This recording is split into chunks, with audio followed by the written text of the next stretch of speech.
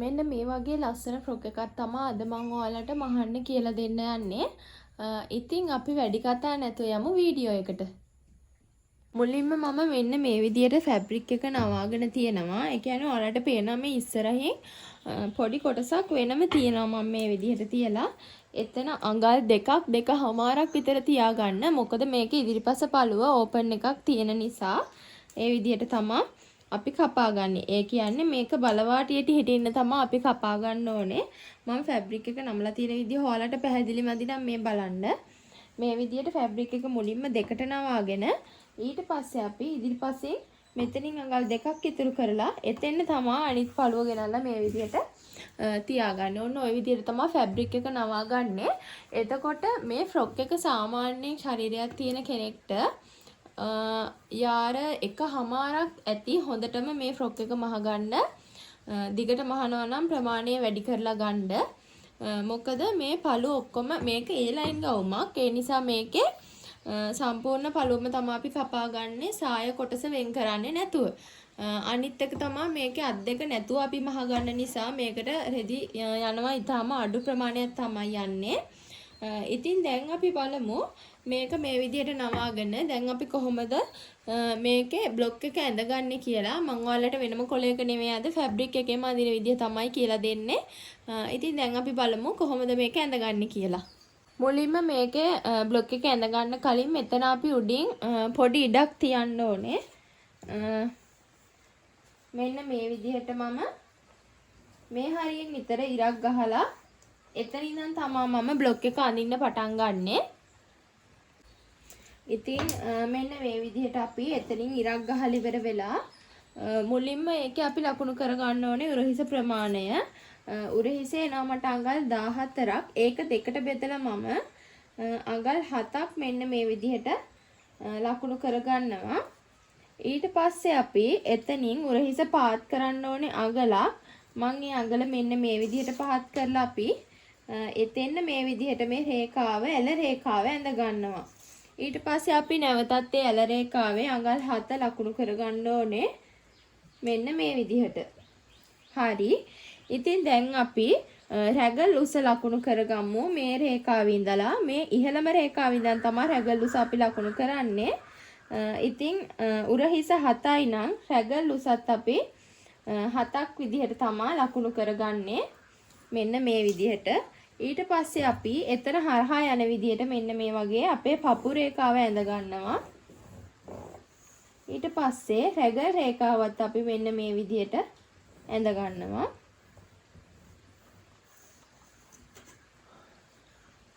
මේ ටේලරින් චෝක් එක තද නිල් පාට නිසා ඔයාලට ටිකක් පේනවා අඩු ඇති.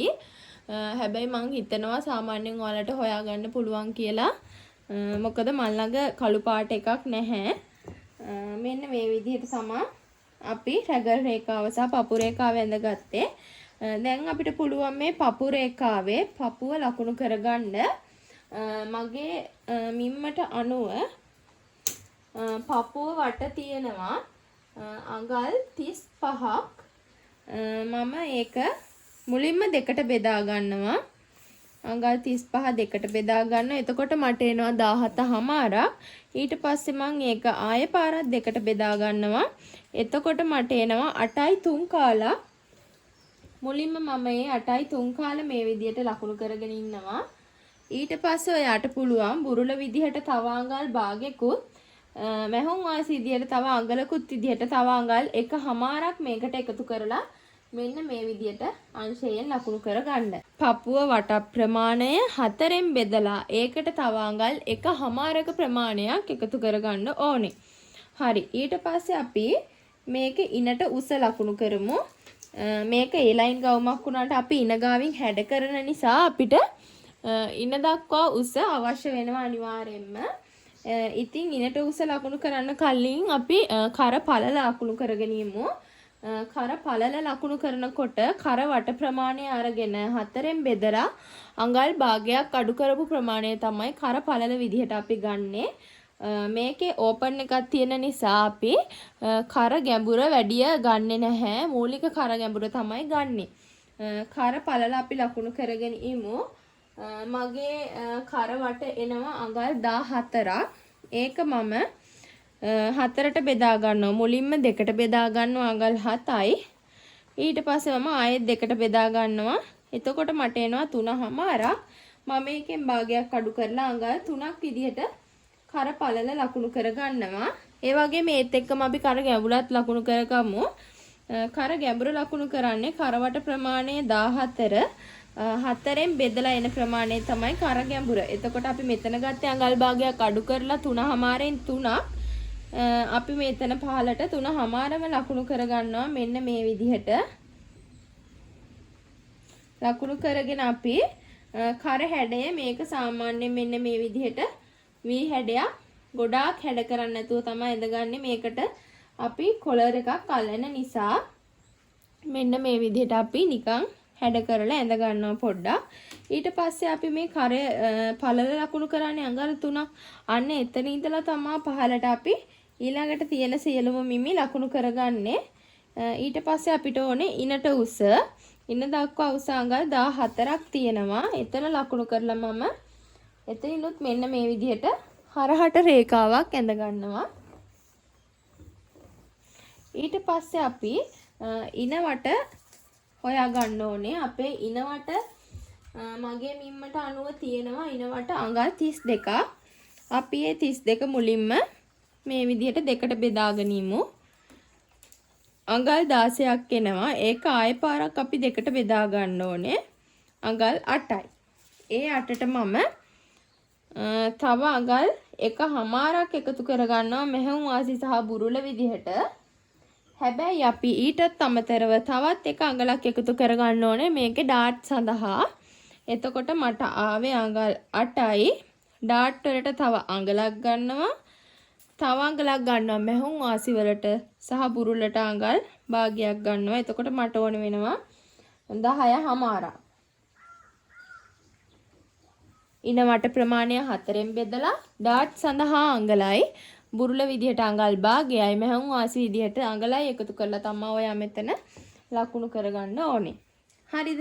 ඊට පස්සේ අපි උකුල උස ලකුණු කරගමු. උකුල උස සම්මතයක් විදිහට ඕනම කෙනෙක්ට 7මාරක් හෝ 8ක් ගත්තාම ඇති. මම මෙන්න මේ විදිහට ඉනේ සිට පහලට අඟල් 8ක් ලකුණු කරලා මේ විදිහට හරහට රේඛාවක් ඇඳ ගන්නවා. ඉතින් උකුල වට ප්‍රමාණය නම් අපිට අවශ්‍ය වෙන්නෙම නැහැ. අවශ්‍යයි නම් ඔයාලට ගන්න පුළුවන්. නමුත් අපිට අර මේ හැඩ කරලා නිකම්ම ඇඳ ගන්න උනත් පුළුවන් උකුල. මම අද ඒ විදිහට තමයි අඳින්නේ. ඊට පස්සේ අපි ලකුණු කරගන්න ඕනේ මේ ෆ්‍රොක් එකේ සම්පූර්ණ උස.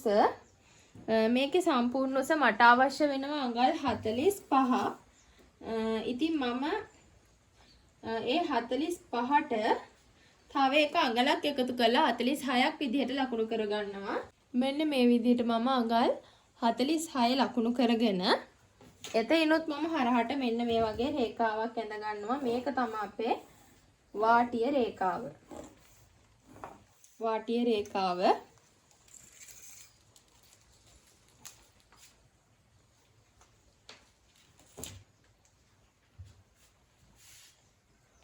දැන් අපි බලමු මේකෙන් කොහොමද අපි පිටුපස පළුව නිර්මාණය කරගන්නේ කියලා. ඒ කියන්නේ ඔයාලා දැනටමත් මගේ කලින් වීඩියෝස් බලලා තියෙනවා නම් දන්නවා අපි අඟලක් උස්සලා තමයි පිටුපස පළුව නිර්මාණය කරගන්නේ කියලා. ඉතින් මම මෙන්න මේ විදිහට මේ උර හිසේ ඉඳලා අඟලකුත් මෙතන උර හිසේ ඉඳලා අඟලකුත් මේ විදිහට ඔසවලා මේ විදිහට මම රේඛාවක් ඇඳ ගන්නවා උර හිසට සමාන්තරව.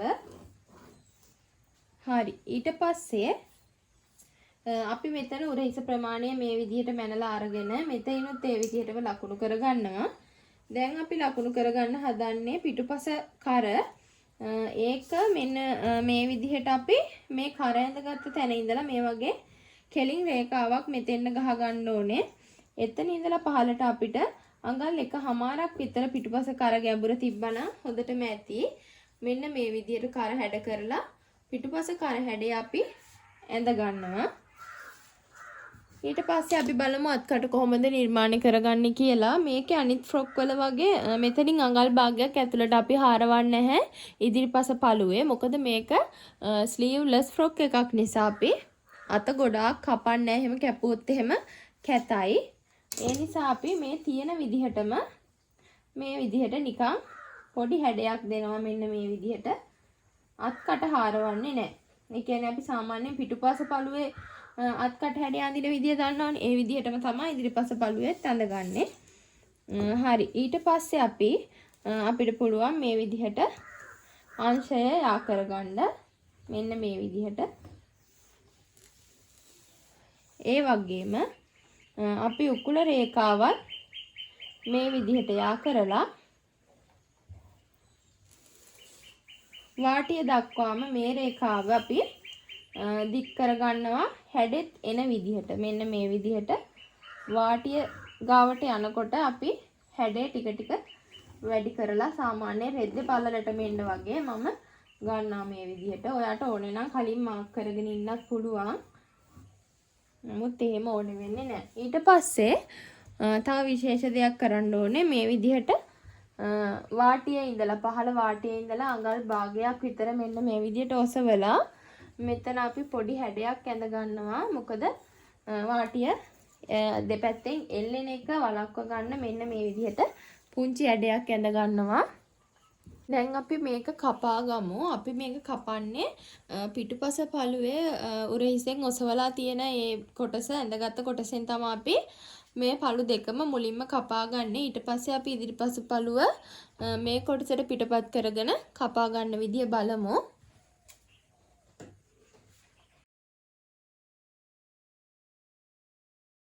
දැන් අපි ඉදිරිපස පළුවේ මෙන්න මේ කොටස් ටික මෙන්න මේ රෙදි කොටසට පිටපත් කරගමු.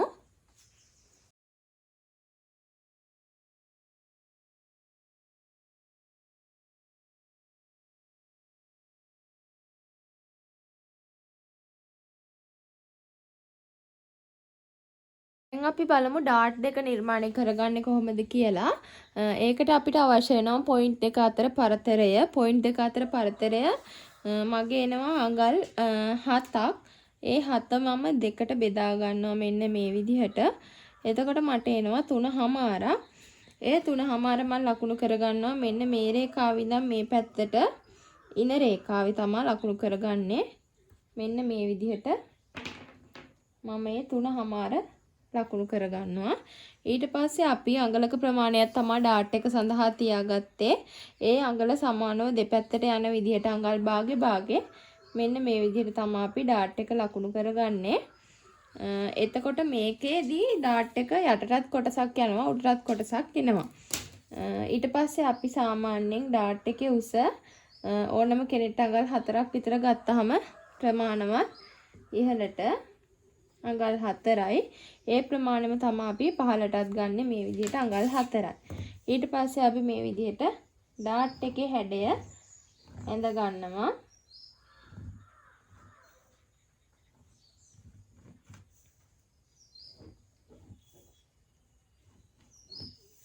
දැන් අපිට පුළුවන් මෙතන මැදට සහ මෙතෙන්ට පින් 3ක් ගහලා මේ ඩාට් එක එහා පැත්තට පිටපත් කරගන්න. ඒ වගේම ඉදිරිපස පළුවටත් පිටපත් කරගන්න.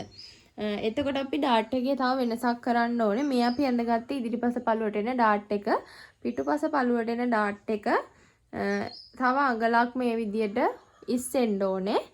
ඒ කියන්නේ දැන් අපි මෙතන අඟල් 4යිනේ ගත්තේ. ඉදිරිපස පළුවේ ඩාට් එක අඟල් 4යි එන්නේ. පිටුපස පළුවේ එනවා අඟල් 5ක ප්‍රමාණයක්. එතකොට අපි තව අඟලක් මේ විදිහට ඔසවලා තමයි පිටුපස පළුවේ ඩාට් එක නිර්මාණය කරගන්නේ. ඉතින් ඔයා ඒක හරියට පින් එකක් ගහලා හරි ඔයාලට පුළුවන් විදියකට කාබන් කොලයක් තියලා හරි කමන්නේ පිටපත් කරගෙන ඉන්න මහන්න අමාරු නිසා.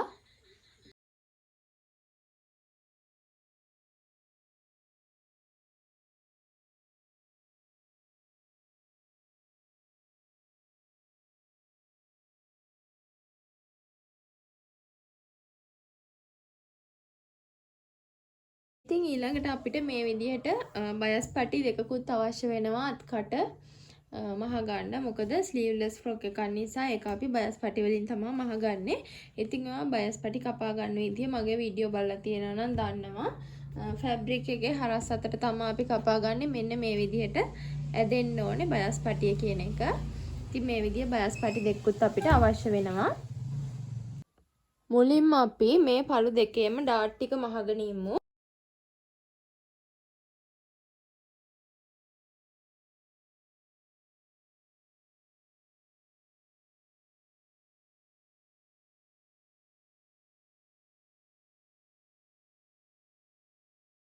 ඊළඟට අපි මේ විදිහට ඉදිරිපස පළු දෙක අරගෙන ඒ දෙකේ ඕපන් එක ගාව මහ ගන්න ඕනේ නමලා මෙන්න මේ විදිහට කන පිට පැත්තට හරවලා අඟල් දෙකේ ප්‍රමාණය ඔයාට අවශ්‍ය නම් යටට යනකම් මාක් එකක් දාගෙන ඉන්න. මෙන්න මේ විදිහට දෙපාරක් නවලා අපි අඟල දෙපාරක් නවලා මෙන්න මේ විදිහට මහ ගන්න ඕනේ.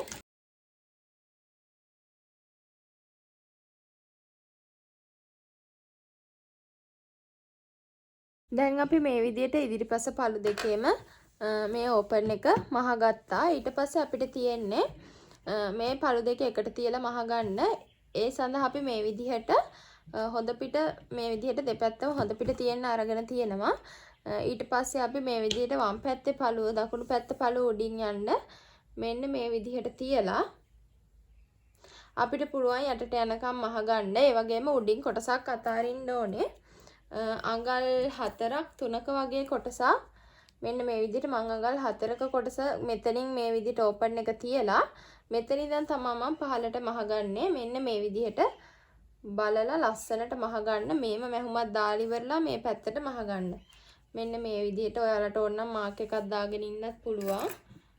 ඔන්න ඔය විදිහට අල්ලගෙන මෙතනින් මුලින්ම හරහට මැහුමක් දාලා ඉවර වෙලා තමයි අපි මේක ඉතුරු ටික යටට යනකම් මහගෙන යන්න.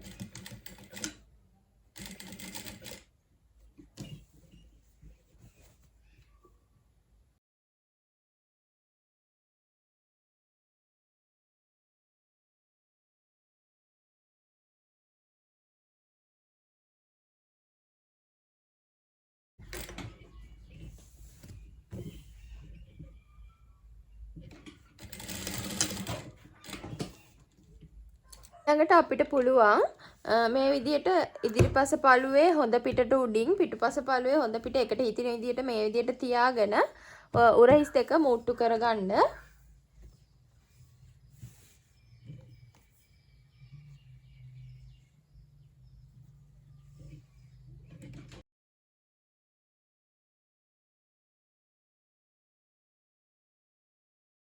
ළඟට අපි බලමු කොහොමද බයස් පැටි අල්ලගන්නේ කියලා අත් කටට.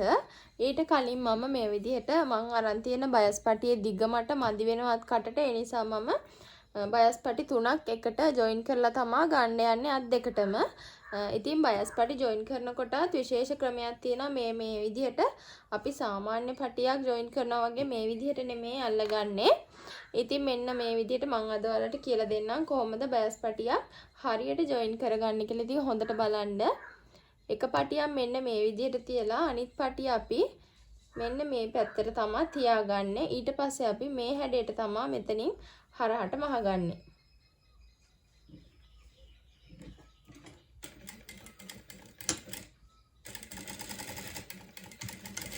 මෙන්න මේ විදිහට තමයි මහගන්නේ. ඊට පස්සේ අපි මෙතනින් මේ වැඩි කොටස කපලා ඉවත් කරගන්නවා. ඊට පස්සේ අපිට පුළුවන් මේ කොටස මෙන්න මේ විදිහට මේ පැත්තට හරව ගන්න. ඉතින් ඔන්න ඔය විදිහට තමයි බයස් පැටිය තවත් කොටසකට මූට්ටු කරගන්නේ. ඉතින් මේ විදිහට අනිත් කොටසත් මම මූට්ටු කරලා පෙන්නන්නම් බලා ගන්න.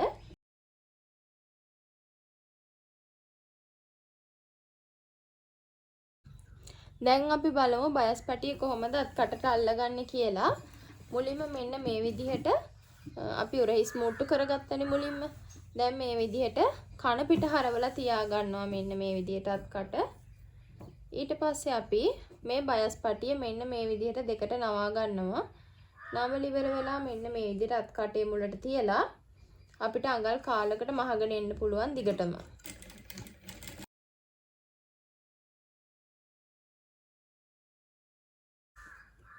මෙතන උරහිස මූට්ටුව පිටුපස පළුව පැත්තට තමයි අපි මේ විදිහට නවලා තියාගන්නේ.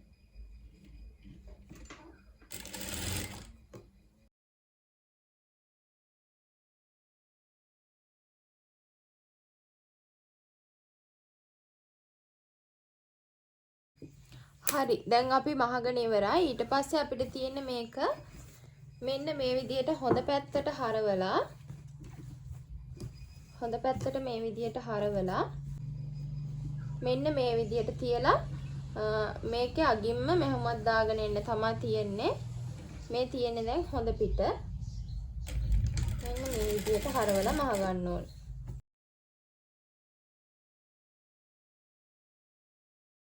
මෙන්න මේ විදිහට තමයි අපි මහලි වරුණාට පස්සේ අත්කට තියෙන්නේ. මේ බලන්න නීට් එකට තියෙනවා. මේක කන පිට හරවලා මහනට වැඩිය උඩ පැත්තට හරවලා මහනකොට අපිට ලස්සනට මහ ගන්න පුළුවන්. ඉතින් අපි දැන් බලමු අනිත් පැත්තත් ඒ විදිහටම මහ ගන්නේ කොහොමද කියලා.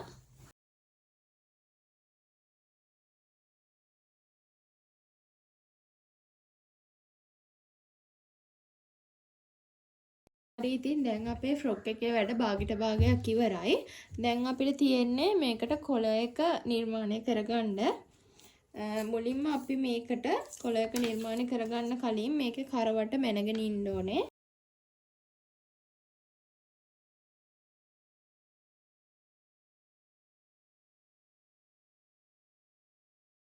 දහට හමාරක් තියෙනවා.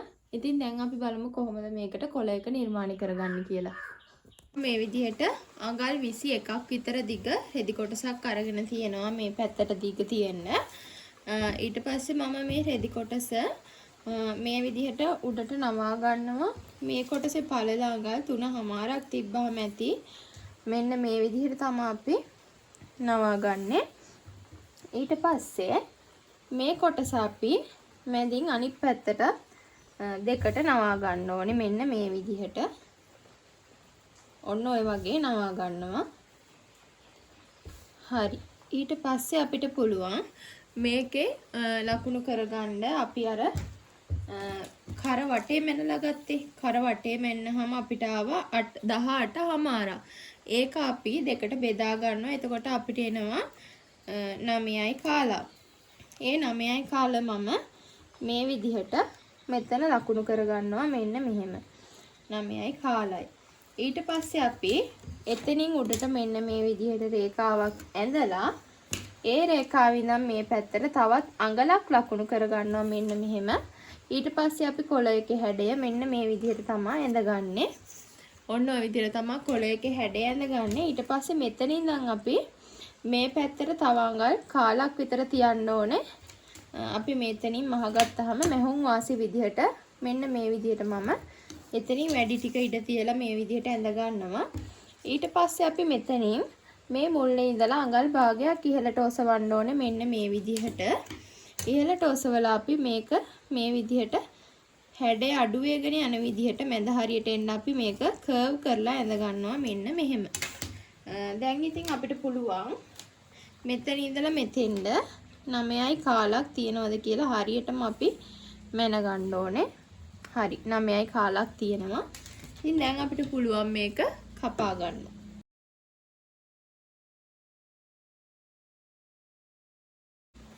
මෙන්න මේ විදිහට තමයි අපේ කොළ එක කපා ගත්තට පස්සේ එන්නේ. ඊට පස්සේ අපි මේක දිග ඇරලා මෙන්න මේ විදිහට එක පැත්තකින් අඟල් භාගයක් ඇතුළට නමලා මේ විදිහට මහ ගන්න ඕනේ මුලින්ම. ඉතින් අපි යමු කොහොමද කොළ එක මහ ගන්න කියලා බලන්න. හරි. දැන් ඉතින් අර මම මුලින්ම කිව්ව විදිහට මේ විදිහට එක පැත්තක් අඟල් භාගයක් මේ විදිහට ඇතුල් පැත්තට නවලා අපි මහගෙන එනවා මුලින්ම. ඔන්න ඔය විදිහට මහ ගන්නවා. ඊට පස්සේ අපි මේ කොටස මෙන්න මේ විදිහට දෙකට නවලා මෙතන යටිනුත් අඟල් භාගයක් ඉතුරු වෙන විදිහට තමයි අපි මෙන්න මේ විදිහට නවා ගන්නෙ. ඊට පස්සේ අපි අර තියාගත්ත මැහුම් වාසිය උඩින් මේ විදිහට මහ ගන්නවා. දෙපැත්තම මේ විදිහට මහ ගන්න ඕනේ. මේ පැත්තත් අපි මේ විදිහට යටින් චුට්ටක් ඉඩ තියෙන්න මෙන්න මේ වගේ මහ ගන්නවා.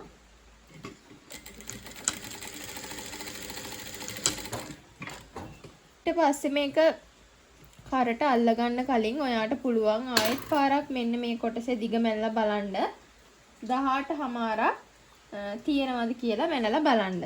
ඊට පස්සේ අපි මේක මෙන්න මේ විදිහට අනිත් පැත්තට හරව ගන්නවා. අනිත් පැත්තට හරවලා ඔයාට පුළුවන් මේක ඇටච් කරන්න කලින් අයන් කරගෙන එන්නත් පුළුවන්. එතකොට මේක ගානටම නැවිලා හිටින නිසා. ඉතින් මේ මුළු අපි මේ විදිහට මොකක් හරි ටූල් එකක් හරි කතුරේ තුඩ හරි දාලා හිල් වෙන්නේ නැති වෙන්න මේ විදිහට හදා ගන්න ඕනේ. හරි. ඊට පස්සේ අපිට තියෙන්නේ මේක ගවුමට අල්ලගන්න. ඉතින් අපි බලමු කොහොමද මේක අල්ලගන්නේ කියලා. මෙන්න මේ විදිහට අපේ ගවුම අරගෙන අපි මෙන්න මෙහෙම ගවුම තියාගන්නවා හොඳ පිට උඩට හිටින්න. ඔන්න ඔය විදිහට තියාගෙන කරේ එක පැත්තක් අපි අරගෙන මෙන්න මේ විදිහට කොළ එකේ එක පැත්තක් අරගෙන මෙන්න මේ වගේ කරට තියාගන්න උඩ පැත්තේ. එහෙම තියාගෙන අපි මහ ගන්න ඕනේ වටේටම. ඔයාට එකපාර මහ ගන්න බැයි නම් පින් ගහගෙන හිටියත් ප්‍රශ්නයක් නැහැ. ඉතින් මෙන්න මේ විදිහට තියලා මුලින්ම ඔයාට පුළුවන් මේ විදිහට තියලා බලන්න මේක ගානට තියෙනවද එහෙමත් නැත්නම් වැඩි වෙනවද කියලා. වැඩි වෙනවා නම් ඔයා තව ටිකක් දෙපැත්තෙන්ම සමාන වෙන්න අල්ලලා ඒ විදිහට ගානට හදා ගන්න. මටත් චුට්ටක් වැඩි වගේ තියෙනවා. ඒ වුණාට මේක සමහර විට අල්ලනකොට ඇති වෙන්න පුළුවන්. ඒ නිසා මම මේ විදිහටම අල්ල ගන්නවා. අඟල් කාලක් විතර වැඩි වුණාට ප්‍රශ්නයක් නැහැ. ඉතින් මෙන්න මේ විදිහට තියලා අපිට පුළුවන් වටේටම මහ ගන්න.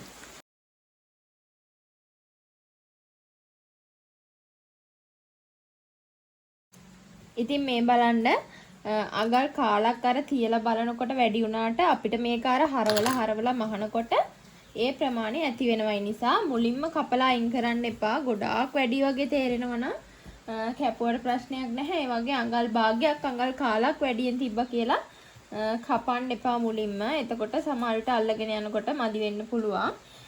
ඊට පස්සේ අපි මෙන්න මේ විදිහට මේ කොටස ඇතුල් පැත්තට මේ විදිහට යවලා මේක ගානට උඩින් හදා ගන්න ඕනේ. හදලා ඉවරලා මෙන්න මෙතන අයිනෙන් මහගෙන යන්න ඕනේ.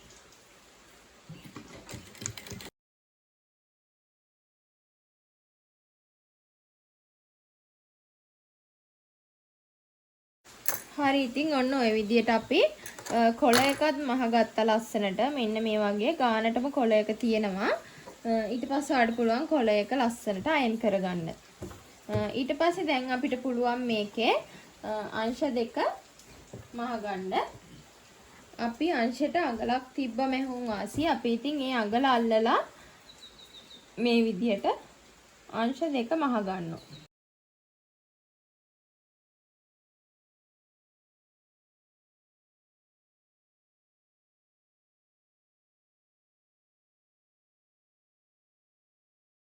හරි. ඉතින් දැන් අපිට පුළුවන් මේක යට වාටිය මහ ගන්න.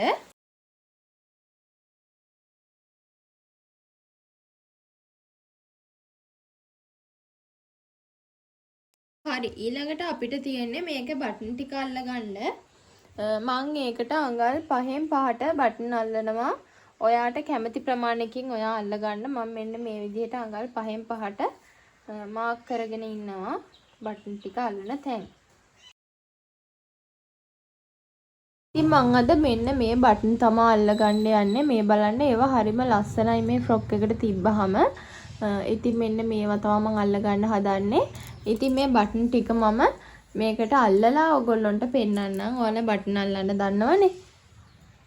මේ තියෙන අපි ෆ්‍රොක් එක මහගත්තට පස්සේ මෙන්න මේ විදිහට තමයි තියෙන්නේ. ඉතින් බලන්න හරිම ලස්සනයි. ඉතින් ඔයගොල්ලොත් මහලා බලන්න මේ වගේ ලස්සන ෆ්‍රොක් එකක්.